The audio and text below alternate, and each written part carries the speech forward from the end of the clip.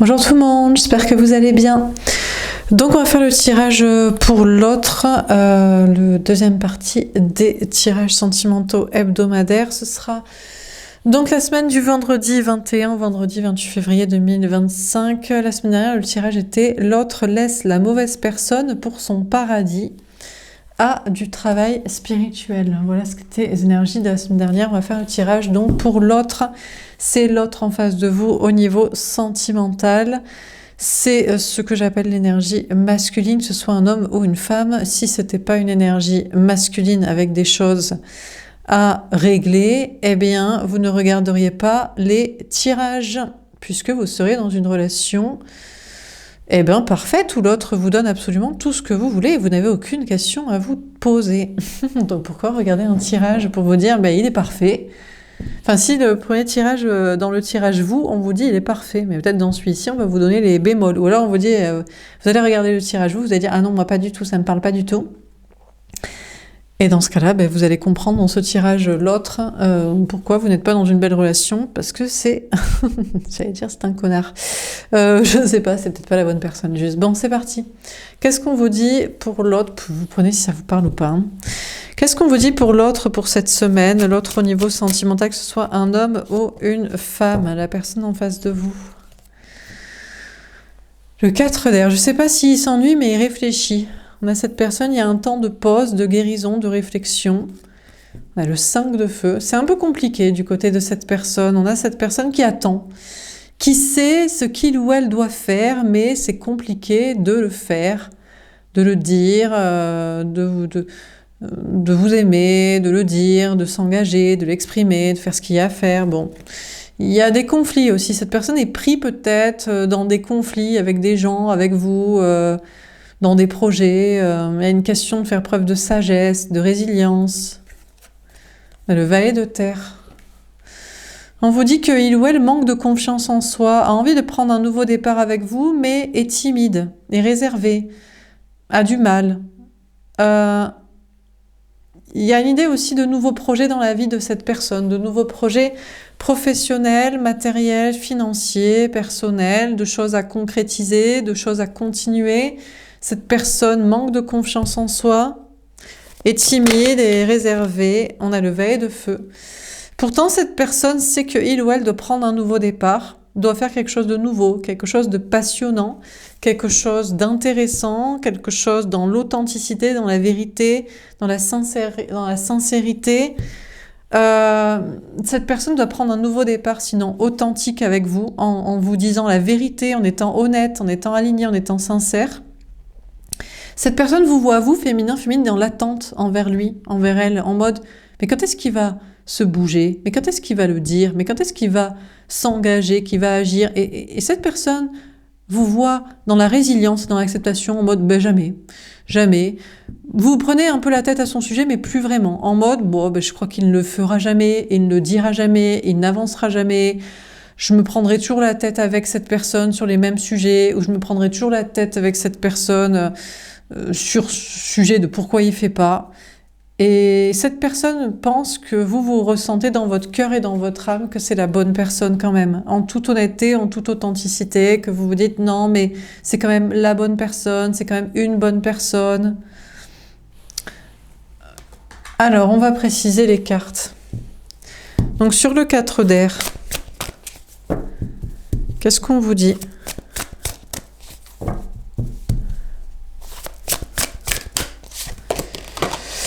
Mouvement, choix, décision. Écoutez, il attend, il réfléchit, il doit faire des choix d'orientation, il ou elle doit faire des choix d'orientation professionnelle, matérielle, financière. Réfléchit surtout à ça. Qu'est-ce que je vais faire comme travail? Est-ce que je vais encore faire ça? Est-ce que je fais 2 activités? Où est-ce que je vis? Comment? Dans quoi j'investis? Qu'est-ce que j'achète? Je vends? Je reloue? Où je mets mon argent? Où j'épargne? Où je dépense? Bon, cette personne réfléchit surtout à ça, pour tout vous dire. C'est plutôt des investissements financiers, matériels.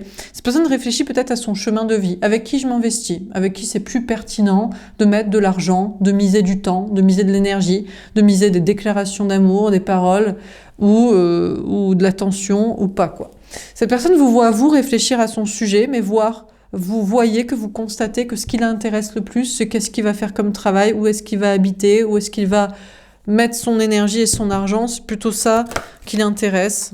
On a la transformation et tomber envers. Cette personne voit que vous, féminin, vous constatez à propos de l'autre que il ou elle ne changera jamais, que franchement c'est prise de tête, que c'est trop compliqué, que franchement il n'y a pas de transformation dans votre vision des choses en mode non mais en fait ce qui l'intéresse le plus c'est toujours le fric, le fric, le fric, le fric et toujours que le fric. Voilà, cette personne sait que vous savez, qu'il sait que vous savez, qu'il sait que vous savez, que chacun sait que c'est que le fric qui l'intéresse et qu'il n'y a pas de transformation vraiment intérieure, spirituelle, profonde sur la vision des choses, la sagesse, la spiritualité, les liens, les connexions, le destin, le but de la vie, de l'amour. Non, quoi. Cette personne, c'est compliqué. D'agir par rapport à vous, de vous parler, d'avancer, de faire, parce que c'est vrai, c'est ça. S'il était vraiment sage et en résilience de ce qu'il est, il vous dirait je pense qu'au fric. Mais non, mais je ne suis que dans le mental, je ne suis que réflexion, je ne suis que attente pour faire le meilleur choix d'investissement financier. C'est la seule chose qui me prend la tête, c'est où mettre mon fric. Où mettre mon fric, ou l'encaisser, ou l'investir, ou le recevoir, et ça changera pas, et ça changera jamais. Donc cette personne se dit que ça va être trop prise de tête avec vous de vous dire ça, de vous expliquer ça, que vous allez vous prendre la tête avec lui, lui aussi peut-être il se prend la tête avec les gens, mais les seuls gens avec qui il se prend la tête au niveau de travail, au niveau social, c'est pareil. C'est parce qu'ils ont toujours pas compris que c'est où est-ce qu'il investit son fric, son argent, son temps, son énergie, et c'est tout. Point barre basta. Donc il n'y a pas de transformation, c'est compliqué à expliquer, c'est compliqué à réfléchir, c'est compliqué à faire, c'est compliqué à admettre, c'est compliqué pour lui, c'est compliqué pour vous, c'est compliqué pour les autres, mais c'est comme ça et c'est pas autrement et ça changera pas et ça changera jamais. Alors sur le valet de terre, on a conflit et défaite. Par contre, il commence à se dire ah merde, en fait ça marche pas tant que ça de faire comme ça. Cette personne est sur un nouveau départ peut-être au niveau travail, matériel, argent, l'envisage. Parce que il voulait pas bouger de ma vie et mes relations sentimentales. Après les projets, c'est normal de pas être con et de savoir où on s'investit en son argent quand on travaille. Bon, relations sociales, je pense que c'est con, sauf les relations sociales professionnelles. Mais il appliquait ça aux relations sociales, amicales, familiales. Famille, c'est pas pareil, hein, les héritages, le patrimoine, bon là c'est autre chose. Mais sinon, on n'aurait rien à devoir à ses enfants ou à ses parents ou inversement, et voilà, des obligations fiscales. Donc, familiale, à rigueur, ça se comprend. Mais sociale, amicale et amoureuse, il appliquait le même fonctionnement. Et il se rend compte que ça mène droit au conflit et à la défaite. Alors, l'échec, ça marche pas. Ça marche pas dans les relations sentimentales et amicales, et ça marche pas, et ça marche peut-être même pas finalement dans les relations professionnelles et familiales, où il y a des investissements financiers et de temps et d'argent et d'énergie qui semblent légitimes, soi-disant. Donc en fait, c'est l'échec, c'est le conflit. Ça mène à des conflits avec vous, à des conflits avec des gens et à des échecs. Et on a l'univers.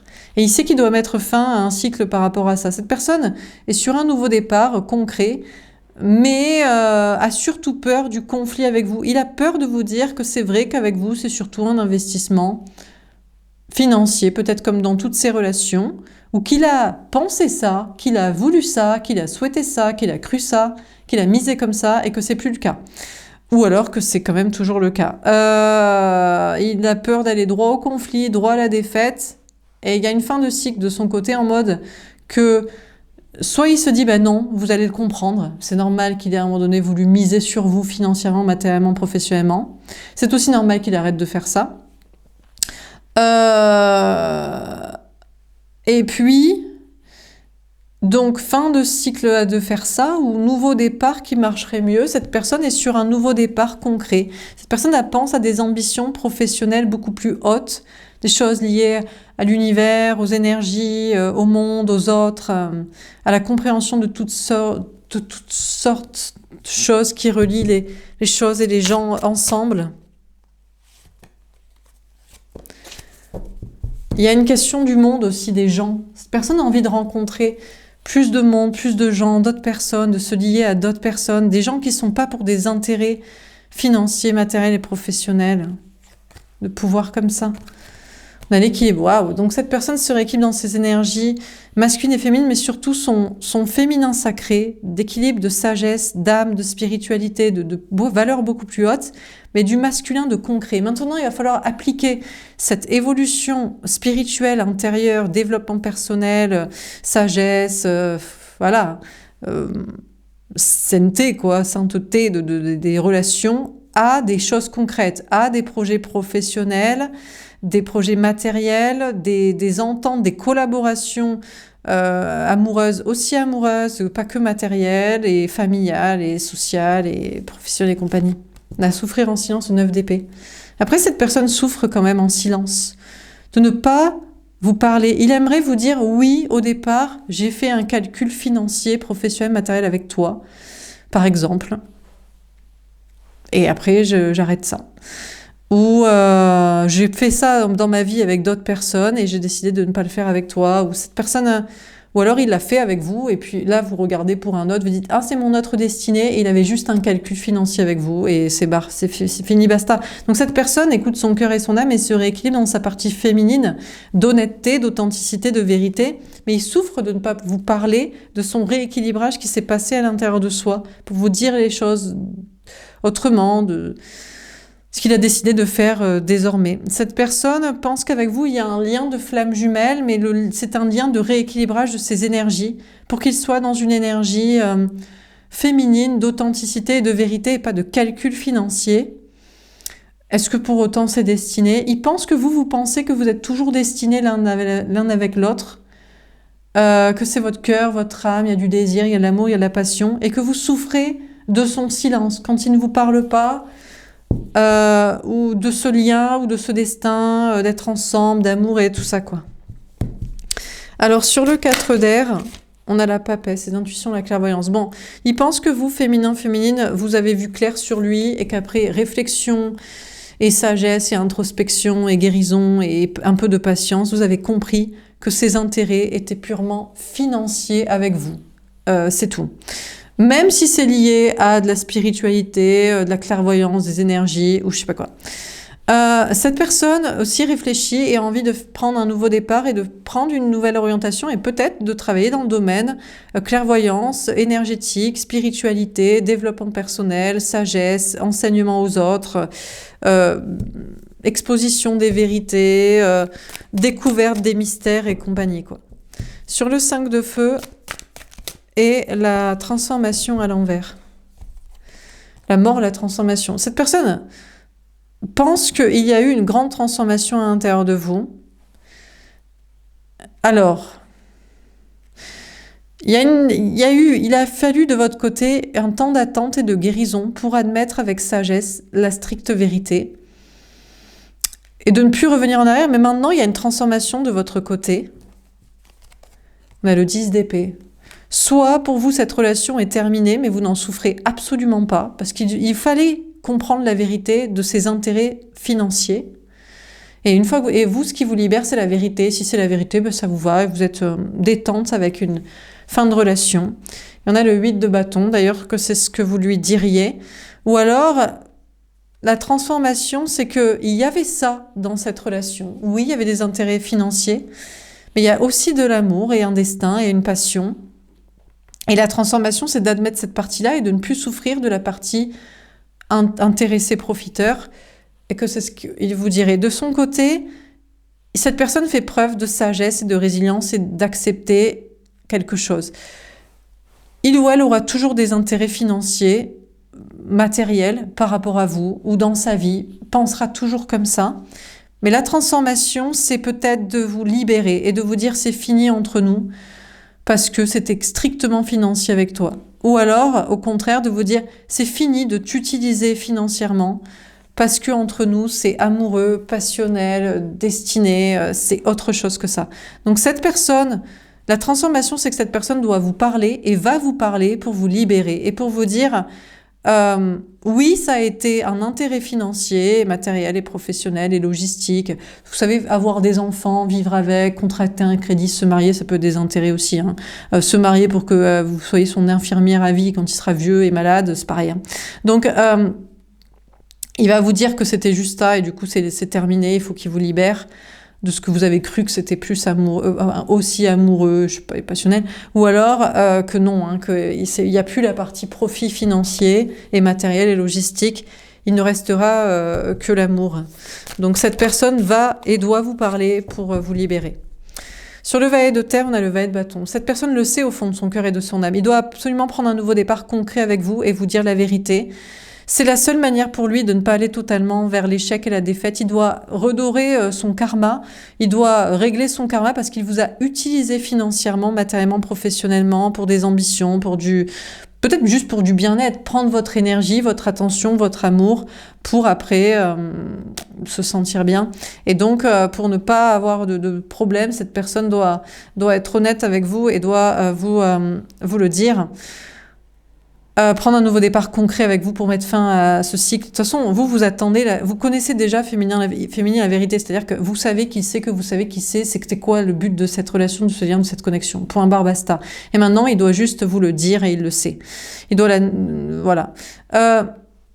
Ou alors, vous savez que c'était aussi amoureux. Cette personne veut prendre un nouveau départ professionnel dans sa vie. Il en a marre d'essuyer des échecs, des défaites. Il veut atteindre des ambitions, des objectifs, de la réussite, toucher du monde, voyager, rencontrer je ne sais qui, atteindre des rêves. Et il le sait dans son cœur et dans son âme et qu'il doit faire un nouveau départ, prendre un nouveau départ dans plus d'authenticité, plus de vérité, de passion, d'alignement, etc. Sur le valet de feu, l'équilibre et souffrir en silence. On a le 8 de denier. Écoutez, cette personne va faire beaucoup d'efforts cette semaine.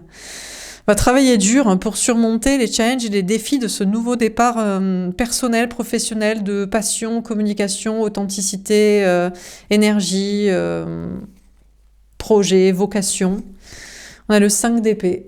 Cette personne s'attend déjà à des conflits avec des gens, à des défaites, à des échecs, à certaines difficultés, à avoir du mal à parler, à s'exprimer ou à ce qu'on accueille mal ses paroles, ce qu'il va dire. Il y a une question de conflit aussi, de combat.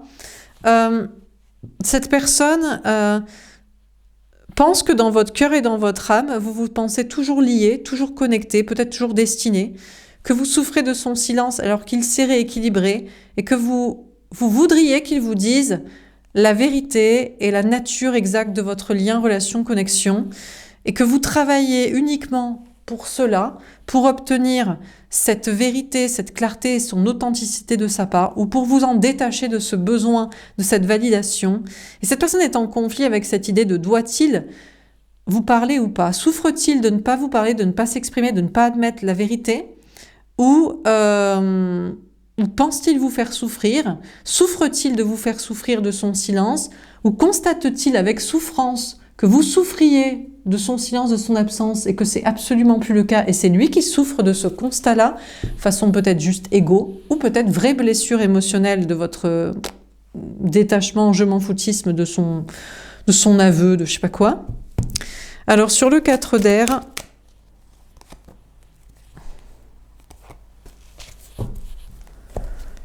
le blocage. Cette personne se pense liée à vous, bloquée dans un lien avec vous, dans un contrat karmique avec vous. On a la séparation. Et il cherche à tout prix à rompre ce lien et ce contrat karmique avec vous. Il a envie de vous dire qu'il ne vous est redevable de rien. C'est normal qu'il ait fait des choix, des calculs financiers, professionnels et matériels liés à votre relation, ou d'énergétique, d'avoir pris votre pouvoir, votre énergie, votre amour, votre confiance en soi, votre regard. On a le masque. Écoutez, cette personne fuit, cette personne cette semaine va tout faire pour se débloquer du contrat karmique avec vous, pour vous séparer de vous, pour faire le deuil de vous. Il ne veut pas admettre qu'il a quelque chose à vous devoir, qu'il a une dette karmique avec vous, qu'il doit juste, même si c'est vous dire « oui, je t'ai utilisé » ou « oui, je t'ai aussi utilisé ». Il fuit absolument cette réalité. Il préfère fuir, il préfère couper le contact, couper la relation. Il ne supporte pas de vous être redevable en quoi que ce soit. Il pense que vous attendez qu'il fasse ses choix matériels et qu'il admette ses calculs financiers et que vous voyez clair, mais que vous êtes aussi liés dans une connexion, et sachez qu'il en profite. Il se sépare de vous et il vous fuit et il ne vous parle pas pour garder un certain contrôle, un certain pouvoir qu'il a sur vous, que vous animez, que vous donnez d'attention, d'énergie. Et en réalité, il ne veut peut-être pas totalement couper le contact et faire le deuil de vous, parce que peut-être qu'il se nourrit d'une sorte d'énergie de vous, comme un vampire énergétique qui lui permet d'avoir confiance en soi pour faire ses calculs financiers, professionnels, matériels et remplir ses objectifs, ses orientations, ses choix. On a la complétude. Tout ce qu'il constate, c'est que vous en avez rien à carrer. Vous n'avez pas besoin de lui pour réussir au niveau travail, matériel, argent. Si lui calcule en fonction de vous ou utilise vous pour sa vie, ben vous faites très bien sans, quoi. C'est son constat. Vous n'avez pas besoin de lui pour réussir matériellement et vous n'avez pas besoin de lui pour vous sentir bien émotionnellement. D'ailleurs, il peut très bien couper le lien, fuir, se casser ou le faire à moitié. Ça vous fait strictement rien. Cette personne aurait envie de vous parler, de vous dire que lui aussi, il se détache de vous. Émotionnellement, matériellement, qu'il n'aimerait plus, qu'il ne veut plus être lié à vous matériellement. Il voit que c'était un mauvais calcul, qu'il a une dette karmique envers vous désormais, ou que c'était pas un bon choix, ou qu'il n'a pas envie d'être lié à quelqu'un matériellement. Ou alors, il vous dirait qu'il a envie de se sentir bien, détaché de vous énergétiquement, de se sentir comme vous vous sentez. Vous n'êtes pas en dette karmique et vous n'êtes pas en dette énergétique. Et il voudrait se sentir comme vous, peut-être libre, peut-être célibataire, peut-être pour quelqu'un d'autre. Parce que vous, il vous voit rayonnant, sans besoin de lui d'elle, le mariage divin. Mais c'est pas vrai, en fait, cette personne il y a un contrat d'âme entre vous et il respecte la partie amoureuse. Je crois que cette personne veut couper tout ce qui est la partie toxique, énergétique, matérielle, peut-être aussi énergétique, mais garder la partie amoureuse, la partie destinée, la partie de lien d'âme. Cette personne veut prendre un nouveau départ, en toute honnêteté, et vous dire qu'il veut s'engager avec vous par amour, et non pas par argent, ou par besoin, ou par aval sur vous, ou par ego, parce que vous êtes parti, vous êtes bien, mais juste par amour et par spiritualité, amour divin. Ou alors, il veut vous dire en toute honnêteté, je veux tout couper avec toi, parce que déjà, t'es bien sans moi, et j'ai envie de m'engager avec une autre personne, ou peut-être veut-il respecter son engagement actuel, son mariage, une famille, je ne sais qui. Cette personne veut aussi des nouveaux départs professionnels dans sa vie. Cette personne veut se lancer dans son contrat d'âme, dans sa mission de vie, dans quelque chose qui est pour les autres, qui est pour le monde, qui est peut-être pour changer l'humanité, dans lequel il exprime des passions, des talents, une créativité, quelque chose qui est fait pour lui, quelque chose qui est son chemin. On a la prise de risque. Cette personne a envie de prendre des risques au niveau du travail. Cette personne a envie, cette semaine, prendre beaucoup de risques au niveau du travail. Soit fait énormément d'efforts pour une mission de vie, ou pour se sortir d'un conflit, de problèmes, ou pour oser rentrer dans un combat, dans une sorte de bataille et de justice personnelle, ou alors prend des risques, surmonte des défis, surmonte des challenges, se lance dans des aventures, dans des projets. Cette personne aussi décide peut-être de prendre un risque par rapport à vous, de sortir de son silence, de sortir du conflit, ou au contraire de rester dans le silence, d'entretenir le conflit. Cette personne pense que vous êtes liés, mais que vous, après avoir souffert de son absence et silence, vous êtes bien, vous travaillez.